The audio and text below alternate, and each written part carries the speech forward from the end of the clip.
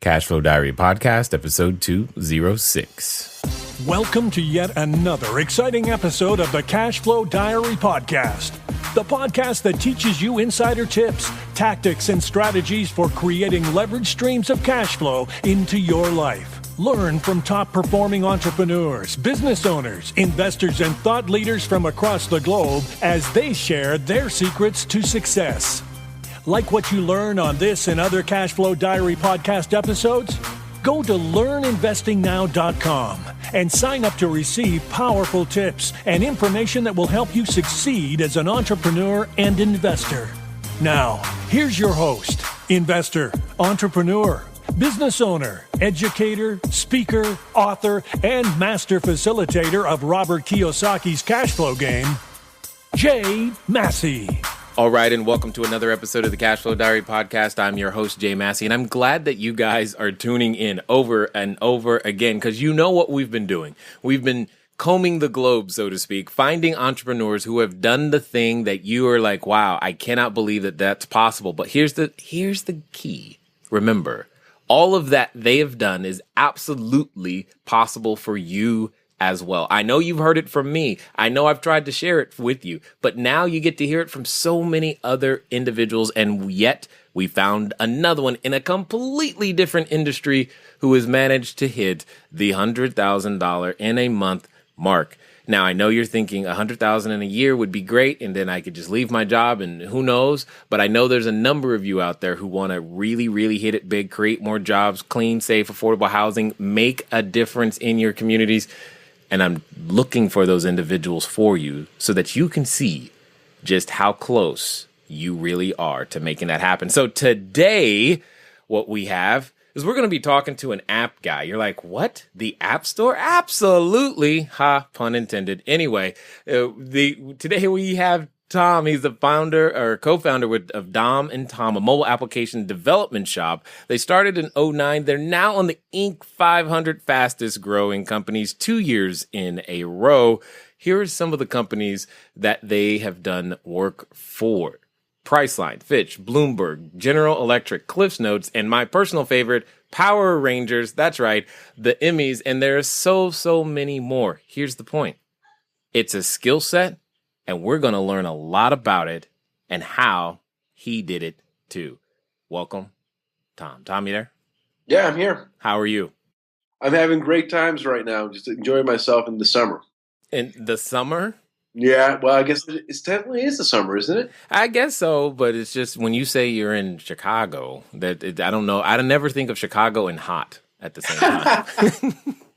That's fair. Yeah, the winters are... They test one's mettle. I will say that. and indeed, but they keep the computers cold. That's got to be good.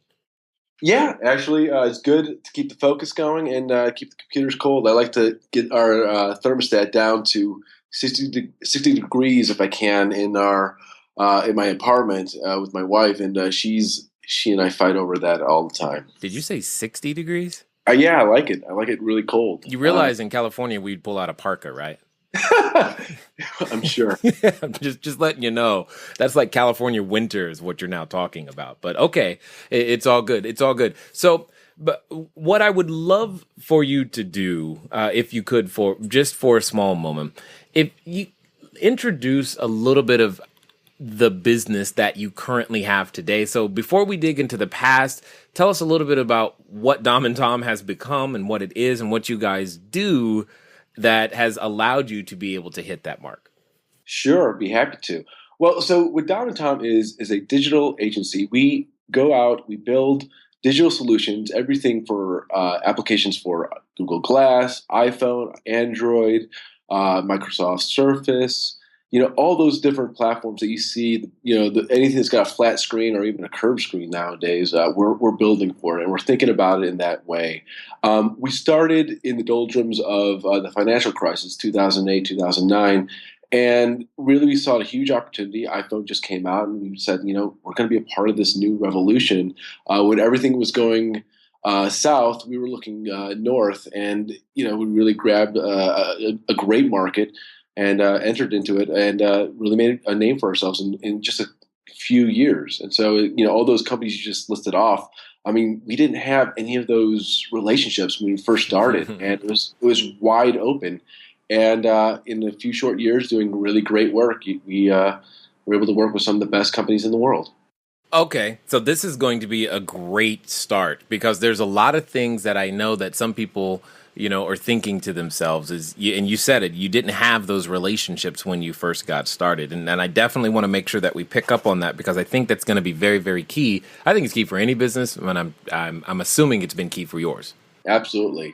For us, when I say we didn't do this business, I really mean we didn't do this business. My twin brother is Dominic. Him and I are family, and obviously twins. He's a co-founder, our CEO, and our chief technology officer. He's an engineer, and I came from the great world of collections. I was facing bills, but it was interesting because he really is the talent and great brain power. But it was up to me to sort of figure out, hey, how do we start a company around this? This is a smart thing. How do we get clients? How do we do all these things? And it honestly, the first couple of months was extremely difficult. Dominic and I, 27 years old, basically quit our apartments, quit our jobs, moved into a really small apartment in Queens, New York, living together. It was pretty bare bones. There was a sandwich shop right across the street that we'd go to every single day for $7, and that would be our lunch and our dinner. And we would eat granola for breakfast. And what was interesting, though, is that because it was a new market with iPhone, you have to remember iPhone came out in 2007, and so no one was making applications, or if there were, there were so many people trying to figure out how to get into that market. And we sort of got into hackathons. We were winning some contests, and it became noticed by people who were hosting those hackathons. Coincidentally, people like Hearst Publication or Houghton Mifflin or General Electric or Bloomberg, they were the ones hosting this because it was a thinly veiled, talent pool and job culling, for all these great talented people and engineers. So we would go to these competitions and they would say, you won first prize. By the way, can you build our application for us? Which is the real prize, right? Right. So it's kind of a fun way to do it. And that's really how we got most of our business going. And, but man, starting your own company is really, you're assembling the ship while you're already at sea. You're really well said. I like that. Yes. You're just lashing it together. You're trying to figure out what works and what doesn't work. And man, oh man, there are so many mistakes that happen along the way. And I remember when I've been married for about 2 years now. I actually met my wife the week Dominic and I were trying to figure out if we were going to throw in the towel. We actually got down to $7 in our bank account, and it was pretty drastic. And I actually went to the local bar and I said, I got $7 left in my bank account. I'm going to buy the next girl I see a drink. And and sure enough, it was this cute brunette. And it was my at the time it was my not a girl that I knew, but I said, hey, I'm going to buy you a drink. I get, and she said, why? And she's like, well, I just quit my job. It's 2009. I'll see, I might as well, I got nothing to lose. And she said, oh man, it's 2009. Don't have a job. I should buy you a drink.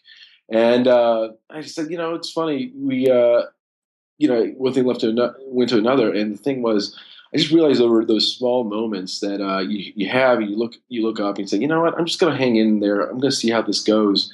And, sure enough, I think, things that you can't learn, people try to start a company, they try to buy a book and they try to learn what they can, but really it just comes down to persistence. And, Dominic and I had that, and people we were around, had a little bit of persistence on how to move forward with it. We were still trying to figure things out. Indeed, and that's exactly what I like. Now, before we get too much further, I've got a question that I've got to ask. Sure, because you're introducing yourself, but it's if you come from the world of bill collections, it could be that you actually have talked to some of our listeners already before and just not know it, huh? Yeah, I guess that's true. I was doing bill collections for a law firm at the time, and what's weird about it, I will say this. And I'm sure your audience could appreciate this. Anyone who is running their own small business, cash flow is king. And, it is very difficult to move forward in your dreams and in your business if you cannot get paid on time correctly. And one of the big successes I didn't realize was I was doing this odious job that no one wants to do, but man, I got really good at being able to get people to pay me on time and pay me correctly without too much hassle or fuss. And I hate to say it, I know no one likes to talk about revenue management and cash management, but man, oh man, it has really set us apart in being able to just plan our lives and plan invest our investments for how we're going to grow. If you can't control your cash flow, it's really difficult to really see further ahead than 2 weeks, let alone 2 years. Yeah. How about 20 minutes, Tom? 20 minutes. Right. Exactly. I mean, you get it's too hard. And for us, we Dominic and I had it in our books that we weren't going to hire for at least 3 years. And we hired after the first year, we were up to 3 employees. By the second year, we were up to 10. And, in order just to plan like that for people who are trying to move their lives around, I mean, you got to be able to control your cash flow. It's very difficult. But, it's one of those things I learned. And I was very, very grateful to do that. It's part of my business. Well, what I think that speaks to a lot is that oftentimes when we're looking to start a business or build a business or make anything happen, we discount what we already know as somehow no longer useful. But clearly in this case, and in this case specifically, it happened to be a skill set you came to the table with that is absolutely needed. And every business owner needs either they've got to do it or they got to find somebody to do it for them. So you just were able to leverage what was already there. Well, yeah, thanks for saying that. I appreciate you. And I think that's a very valuable point. Actually, one thing that Dominic and I were very clear about was what is he good at? What is he, really an expert at? And what am I an expert at? And I've just never seen, I've seen it rarely. I'll put it this way, that someone is good at just about every point of the business, right? There's who's that? Yeah. I need to interview that person. But exactly, and that's the thing. I'm lucky. I was literally born with a twin brother who, really complements a lot of the things that I Yeah. can't do, and vice versa. So it was, I got really lucky in that. And my encouragement for your audience is really understand what are you good at and what are the things you just are not good at. Because if you're not good at it, it becomes a very, very hard struggle to either overcome it. You got to find a partner that's willing to come in and really cover your bases on that one, because it can be really hard to get your business rolling if you can't do all portions of the business. Well, and I think business by default is depending on how many people you're looking to serve, you're not going to be able to do all parts of the business. I mean, that when you hit those points of scale, like you guys have done, being able to make the Inc. List, etc., there's no such thing as you doing it all at that point. There's just too many questions. No, it's absolutely true. It's absolutely true. That was why we had to start hiring. We just couldn't. At some point, Dominic had to stop programming. He had to start, managing as a leader. So, he was always managing from day one, but he was also one of our best engineers. And so, being able to communicate and train up your own team is very, very different skill set as a manager than it is as someone who's a doer. Well, this is perfect. This is perfect because I know there's a number of people, and I'm talking to you right now. You're in Home Depot listening to this. There's a number of people who are real estate people, and they go, well, I can fix it myself. Well, I know how to, hang the door. I know how to do my own books, or I know how to do these things. But what I'm hearing from you is that at some point, even the skill sets that you currently are the quote unquote best at, you're still going to have to find someone else to do those because they're now above or below your pay grade. Right, of course. And, it's interesting because everyone says, if you're, or the people I've talked to anyway, they're like, well, I'm the CEO, but I'm also the head janitor. What do I do for a living? Whatever it takes. That's what it comes down to. All these great adages that an entrepreneur has. And they're, those are all true. But at some point, you do have to know what are you good at? What are you needed to do right now? And there's formulas out there. People, some of the blogs I read say, hey, once you find that someone can do 80% of your job, make sure that hire that person. That way, you free yourself up for whatever you need to do for the next step. And you're constantly reinventing what your role is and what your value proposition is. And it's not always a linear process. Sometimes it's leaps and bounds. Sometimes there's a bit of regression, and that's a very interesting mentality to have. People think that they're the CEOs, so they start at the top and then they just continue to go and stay at the top, and that's a difficult thing to have a conversation over. That I don't know anyone who you don't last, because at the beginning there's no one to do the stuff at the bottom if you stay at the top. Right, exactly. CEO just means you're the boss of one right now, and so exactly, and you're probably doing a horrible job, especially at the beginning. But details. These are minor details. So let's go back in time a little bit, because I tend to think that, entrepreneurs and superheroes have a ton of things in common. I mean, when you think about superheroes, they get dressed up. Occasionally Sure. they put on masks. They wear, sometimes, tights and capes, and they go around using their special set of skills to improve the quality of life of those that they're saving. And I think entrepreneurs do the same thing. I think another way that's the same is that before, the Hulk or Spider-Man were either of those two characters, they were Peter Parker, Bruce Banner, etc. They had a life, they had something else, they were on a completely different path, and then that superhero moment hits them and they change and they decide to use that power for good in some cases and not always. So my question is, since a superhero has an origin story, before Dom and Tom existed as a company, what is your origin story? Where does this begin? How does Tom become the Tom Tancredo we know today from where he started? Sure. Yeah. I sort of mentioned it a little bit. My origin story really, it came from moving to New York in 2001, and basically getting a series of jobs. I did just about everything you could think of. I was a kindergartner teacher. I was writing for the Teenage Mutant Ninja Turtles. Yes. I did just about every single job you could think of. Film projectionist. I was a cook. These are just jobs that you just get when you're in your 20s in New York City. And everything that I wanted to do, I knew I always wanted to start my own business. I knew I always wanted to run my own life. And I just didn't know exactly which industry. I was always fascinated with other industries and figuring out, how they do things. And I noticed that there was a lot of overlap. There's always an emphasis on customer service. There's always an emphasis on being current with understanding of technology and trends, which is not always technology. Sometimes that could be fashion or cultural trends. And there's a deep understanding on what is worth someone's time and what is the value of that time.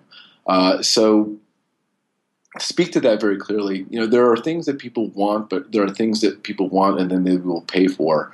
And I spent a lot of time trying to think about that as I was going from one job to another. And what was interesting was my brother Dominic moved out to New York from Chicago about 2 years after I did. Him and I were both bouncing around jobs, doing one thing or another.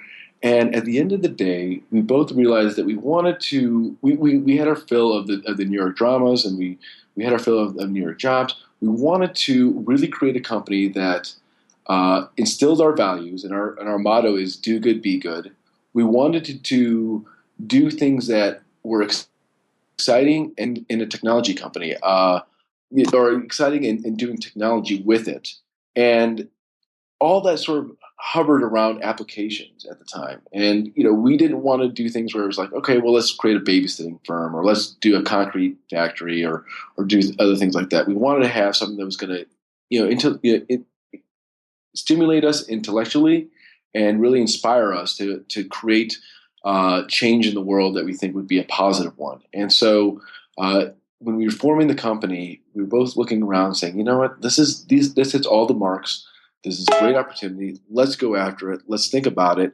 And let's figure out how we're going to really build great products for great people. And 5 years later, 6 years later, we've opened up our offices in Chicago and LA, and we just continued on. It's been great for us, and that's really what the origin story was. It came down to Dominic and I knowing that we wanted to work together, knowing we wanted to have a principle-based company, and knowing that we wanted to really figure out what was the characteristics that were going to inspire us for the long term, and this fit perfectly for us. What I like about all that, well, besides the fact that you were born with a built-in business partner, is the fact that you, not in everything that you said, you didn't say what was going to earn the most amount of money. No, honestly, well, I keep my original business plan. By the way, for your audience, everyone should write a business plan. Not that you're going to stick to it, because you're not. Life doesn't. There is no business plan for life. It will never happen. But it's great discipline for you to actually write for 30, 40, 50 pages to everything you want to have happen and how you think you're going to get there. And to look at it, and keep it. I would definitely keep it and look at it like a diary note and just say, wow, that's what we thought. What a beautiful, imagination that we had.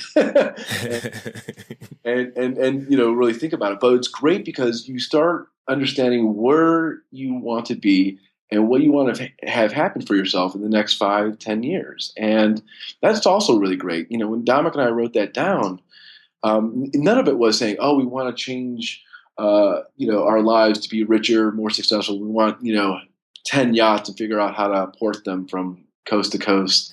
It wasn't like that. I mean, but what we did say is that we wanted to work with each other.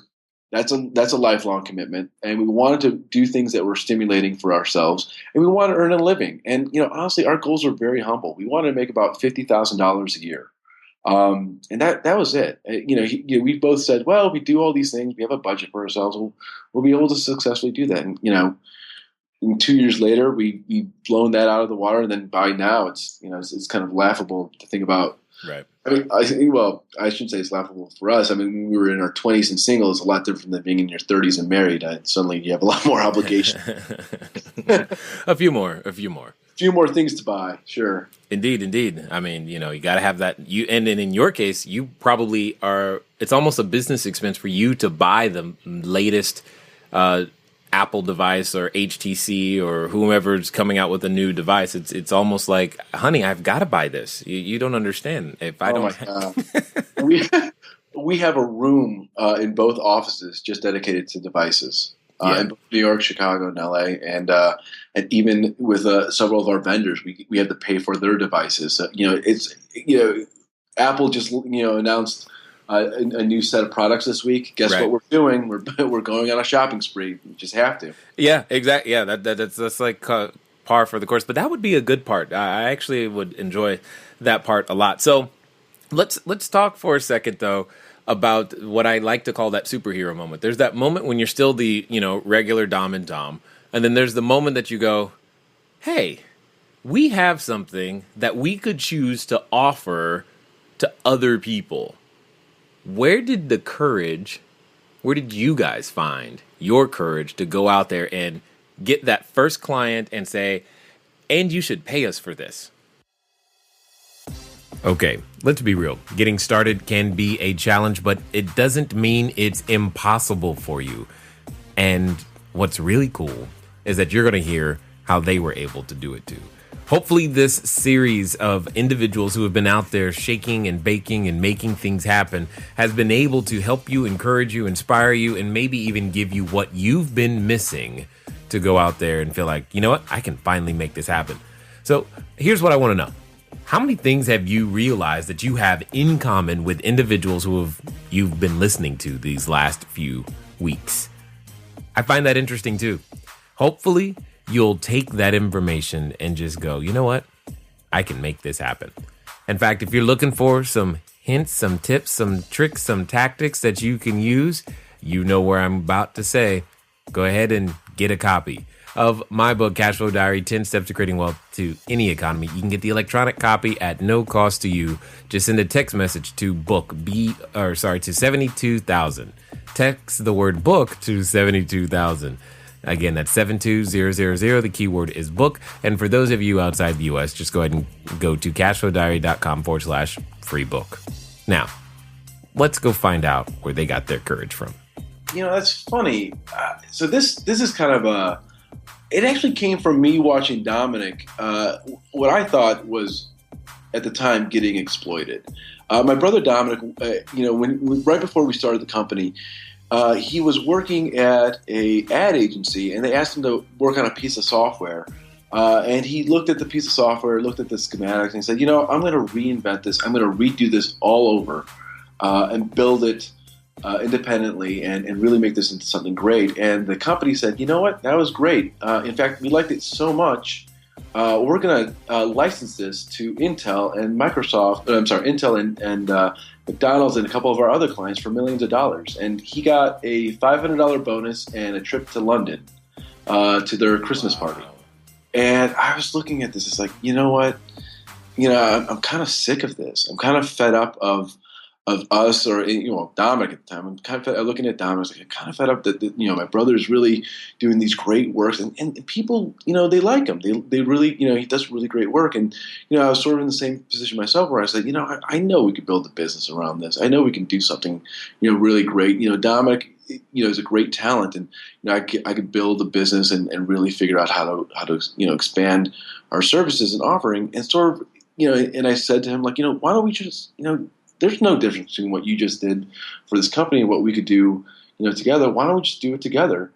And he said, yeah, that's great. And I said, you'll be the CEO, and I'll be our chief sales guy, and we'll go out and we'll get some business cards, and we did. And what was amazing about it was we did we spent about $5,000 on a marketing event, and I was just papering the town with just those, those tags, those like rip-off tag things. Yeah.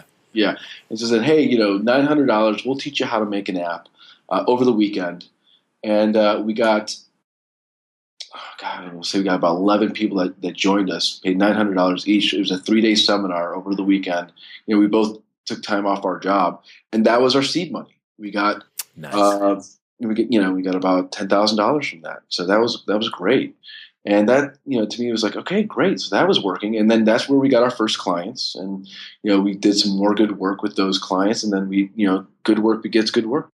I just love the grassroots nature of it. I love the down home, straight to sales. I mean, I love that, because you're like, it wasn't hyper complicated. Let's go sell something and see if we got it here and make it happen. So, here's a couple of things that I'm thinking about. On the journey to getting to that $100,000 a month, I'm going to make an assumption that if you look back at the person you were before versus the one you are today, that those are two completely different people. They just happen to have the same name and live in the same body. Oh, yeah. I mean, I'd like to think that I'd like to think that maybe I'm a little bit wiser, but I don't even know about that. I definitely had more energy, and I was definitely willing to get more punched in the face by life when I was younger. But man, oh man, I mean it is interesting to think about that person as they, when they first started.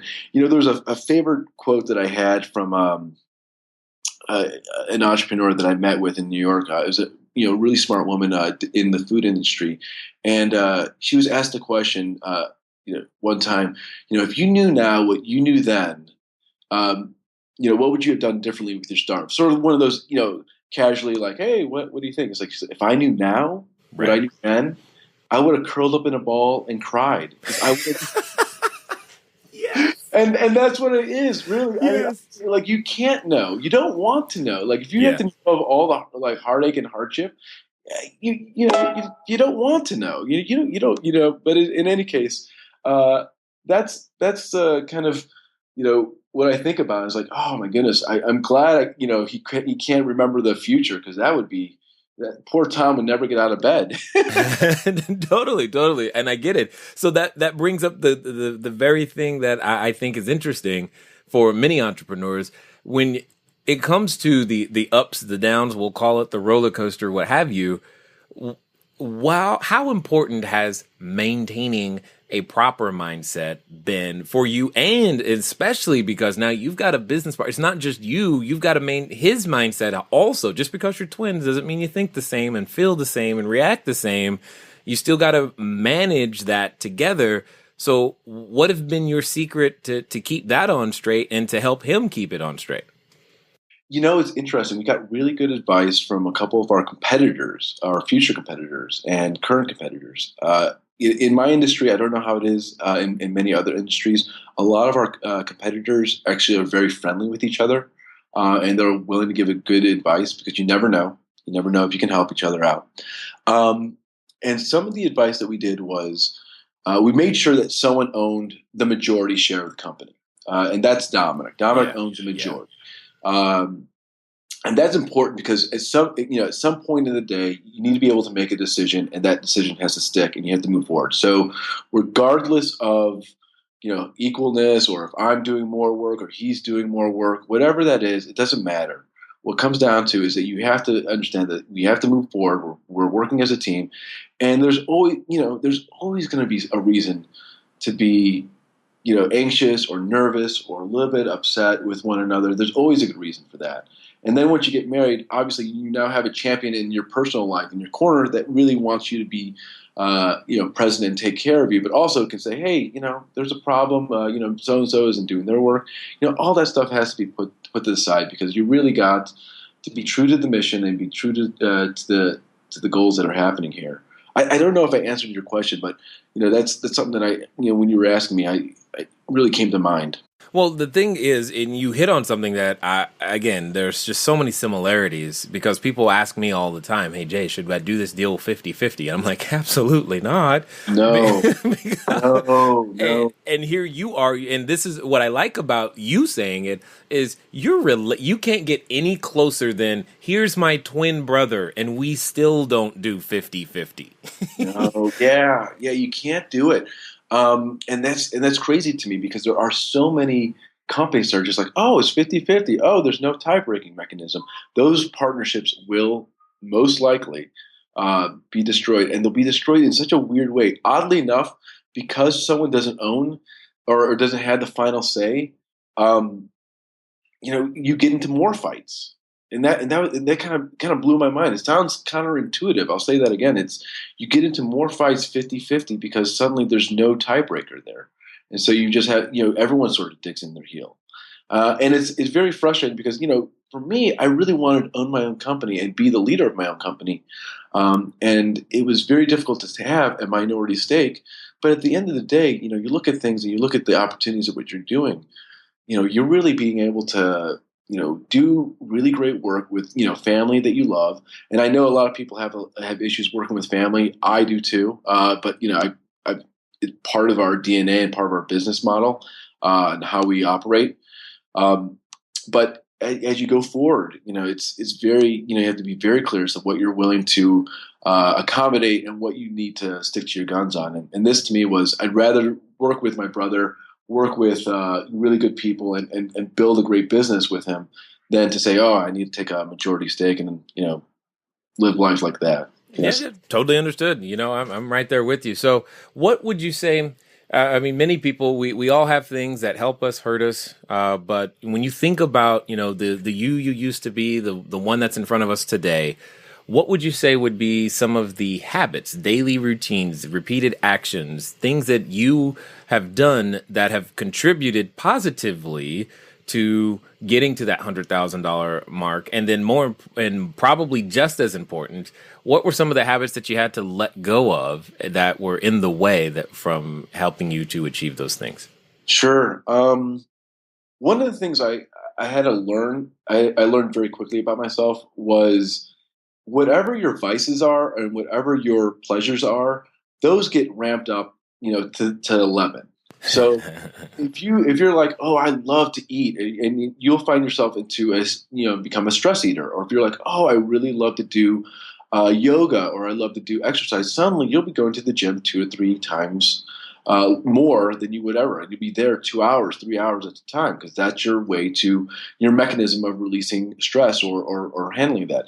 Being cognizant of that, whether it's good or bad, is incredibly important. It was one of my secrets to actually figuring out what were my triggers. So for me, for stress, I would have to say that going out at night was definitely a trigger for me. So I said, you know what? Is a stress release. What I want to do is I want to transform that stress release into something positive. So I was finding, if I take, if I like to go out and eat, instead of doing that, and I gained 30 pounds in 2 years, and I think that's just all due to stress. I said, you know what? I'll take this habit that's forming, and I'll put it towards exercise. And I've already lost about 10 pounds in about a year now, and it's just been incredible for me.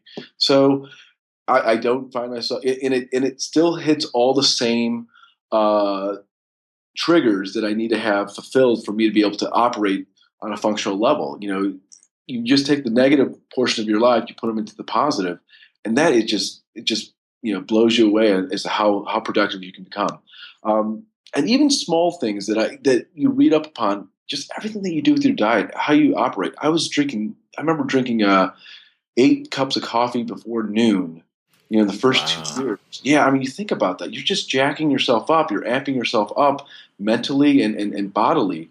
And, that's great for about a year or two in your 20s. But once you get into your 30s and you've been doing this for a while, you can't do that anymore. So I drink a gallon of water a day, things like that. Just being very cognizant as to how you're physically treating yourself really impacts and flows through everything else. If you're not healthy, if you're not happy, you really got a challenge that is going to happen more and more and impact more and more of your business. You're not in it for the long haul. You're not setting yourself up to be in it for the long haul. It's interesting you say these things specifically because you're not the only one during the series to actually bring up how health as everything else goes over to the wayside.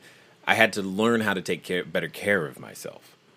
Yeah. I mean, honestly, I would say that it's more important if you're thinking about starting a business, start working out now. Like, make that the habit before, 6 months before you start a business, before you even think about doing it. Just start building it, build in the right habits. Start doing, the right kind of foods that you want to do. Like, anything that it is there, set yourself up for success before even, taking the plunge and getting in there. People just, it shocked me how much it can make a difference.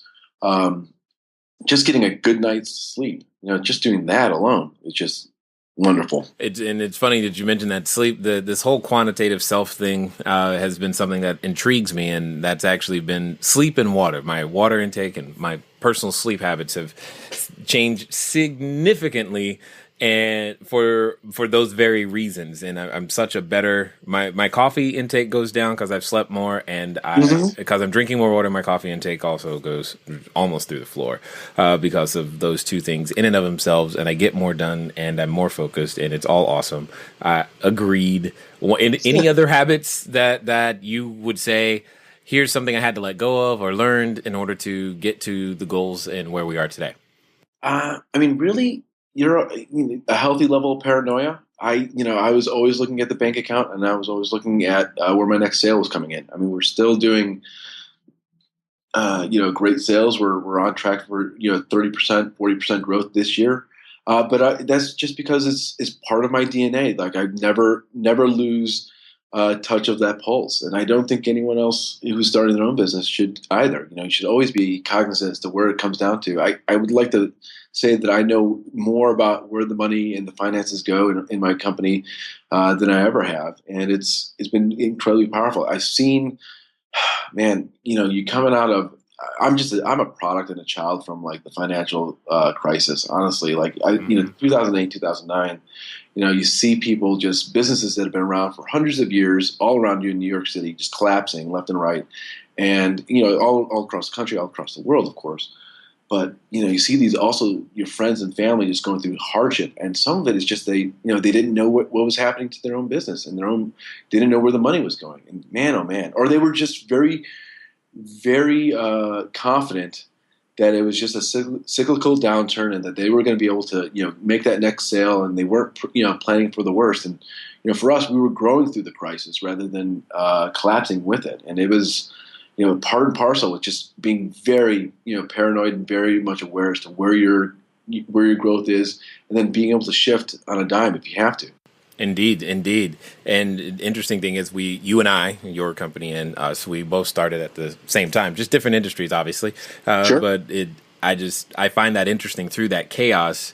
There's that dichotomy. There's those who, depending on their perspective on it, they went down, and there's those who went up.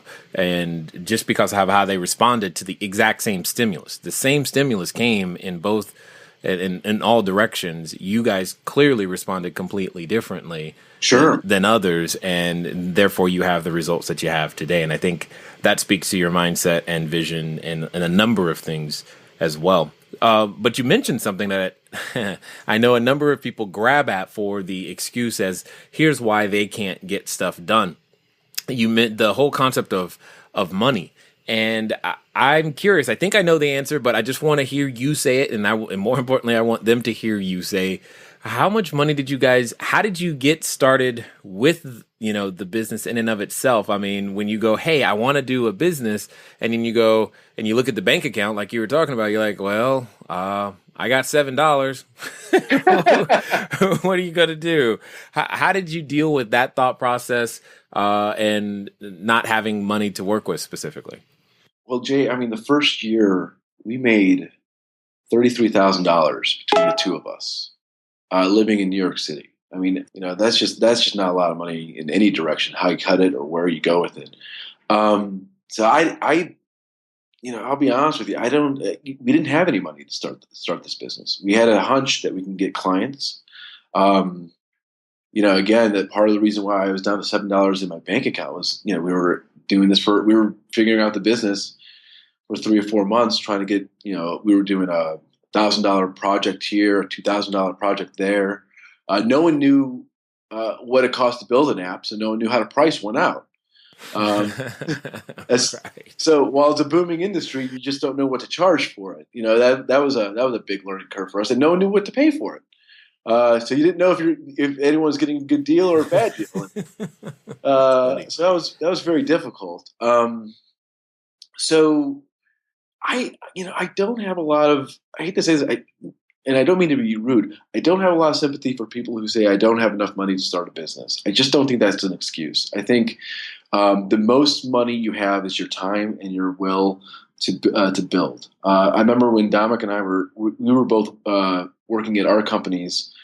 We'd work at 9 to 5, and then we'd get home by 6, and then we'd work 7 to 2 o'clock in the morning, and that's what we did for about a couple months before we quit our jobs and said, this has got to be full time, and we're going to do this. And I think that's you pay for that privilege, and you're paying yourselves for that privilege. This is a commitment that you are going to do for your business, and if you're not willing to put in, the hours for it up front, that's really tough, because it doesn't get easier. I will say that it gets more interesting, it gets a lot more fun.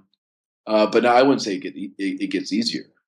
Oh, this is perfect then. So you're telling me that there isn't easy street. That there isn't this point that where you just go, oh gosh, it's so much better now that we're here. There's an easy street. I have not found it yet. but that's not what I read in the magazine. Honestly, yeah, Jay, I mean, I don't know how your business is like, but for mine, it gets more fun. I will say this, right now, Dominic and I have been doing interesting things like this show for one, but and I've done certain things like I've made investments into restaurants and into other businesses, but honestly, you earn what you make, and if you're earning $100,000 a month, good on you. You will earn that. And I say that to my other employees. I get employees that come to me. I get employees who come out of college like, I want to earn. Not earn. I want to make $100,000 a year. That's what they say. Okay, great. That sounds great. do you want to earn $100,000 a year? Because those are two different things. You feel like, Well, here's a path completely to different. earn $100,000 a year. Here's a path to earn $100,000 a month. I'm not going to put a limit to say how much you can make. I will never do that. I'm just going to show you a path that I would say, that's how you do it. And if you want it, go on it, because I'm on it. And that's, whether you find it fun, easy, or hard, it's your choice. Yeah, exactly. And I love the difference between earn and make, because last time I checked, only our government can make money. The rest of us has to earn it.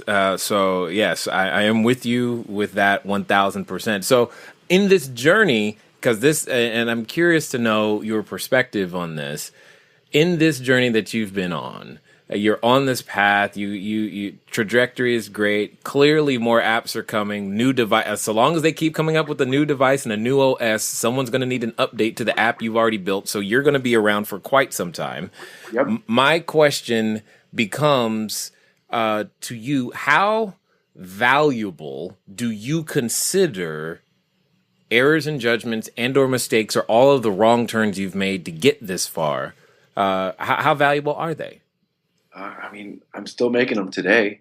I'm making big mistakes, and they're incredibly valuable, because that's old adage. You grow through your mistakes, you learn from your mistakes, and you keep moving on. That's how you get yourself educated. They're painful. Let's face it. No one wants to make a mistake. Who wants to be wrong? Like Right. there are days where I wake up and I say, I think on average, I made about 35%. 35% of my decisions were correct this week. Maybe of them. Yeah. If I'm generous, and that's just being kind. There's so many things in which you're not making the right decisions, and moreover, the job is never the same. So if you're growing your company, or if your company's struggling and it's not growing, it's going in the other direction, you're presented with different challenges.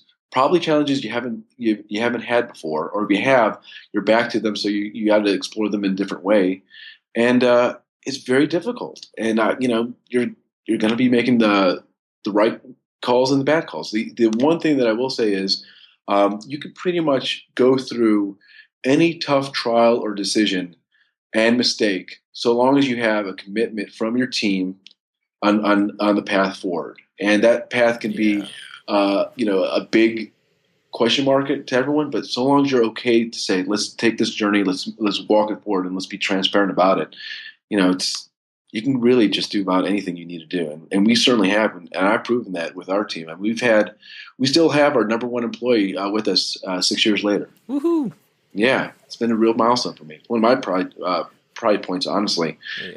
He's been with us ever since day one, and not day one, I should say, but he's been with us since we hired, and man, it means a lot to me that he's stuck with us with all the decisions, both good and bad. Yeah, that's impressive. I cannot claim that one. I'm sure at all. I think let me see, the closest to that. Yeah, no, nobody's been. I've been here since day one, so that's about it. But you cycle through to find the right ones to make all these things happen. So before we end off here, I'm sure there's a number of people, myself included, we've entertained the idea of, I bet you this would make a great app, or, an app this, an app that, and I would love to, but I don't know who to call. Clearly they can call you. How can we catch up with you guys, figure out what you guys are up to before we end this, and give us, what steps do we need to take if we wanted to engage? Oh, sure. Just go to our website. It's domandtom.com. It's pretty easy and it rhymes. So, yeah, feel free to do that. We have a great contact form. Feel free to get in touch with us, or call me or email me personally. I have my phone number on the website. So feel free to get in touch with me, or email me at tom@domandtom.com. Happy to talk to anyone. I talk to just about anyone that needs information, because that's how I learned. So I still meet with college freshmen on their great idea, and I meet with seasoned entrepreneurs and Fortune 500 companies to talk about their ideas, and sometimes those ideas are very similar. So That's good. That's good. That's good. Okay. So, but before we end here, there's a question I just want to ask, because I want you for a moment to talk to all the people listening, because here's what I believe. I believe that there's a person out there who wants to be that superhero. They're ready to put on their cape. They could even be standing in front of the superhero outfit store right now, picking out the colors, their mask, their tights, etc. Yet, in the back of their head, Tom, they still have that voice, and you know the voice that I'm talking about.